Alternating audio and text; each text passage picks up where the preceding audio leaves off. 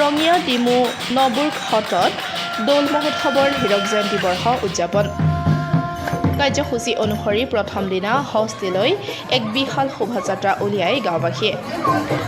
এই শোভাযাত্ৰাত শিশুৰ পৰা বৃদ্ধলৈ সকলোৱে পৰম্পৰাগত সাজ পৰিধান কৰি অংশ লয় আনহাতে নিশা আকৰ্ষণৰ কেন্দ্ৰবিন্দু হৈ পৰে ভেলা দাহন তথা আতচবাজী প্ৰদৰ্শন ভেলা দাহন কাৰ্যসূচীত প্ৰায় ৫ শতাধিক ভক্তই অংশগ্ৰহণ কৰে চাৰিওফালে এক উদুলি মুদুলি পৰিৱেশৰ সৃষ্টি হয়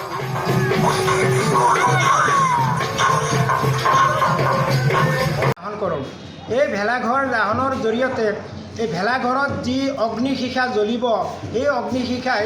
যেন আমাৰ যিটো সমাজৰ অশান্তিকৰ পৰিৱেশ বা অসূয়া অশান্তি সমস্তবিলাক জুইত পুৰি ছাৰখাৰ হৈ যাব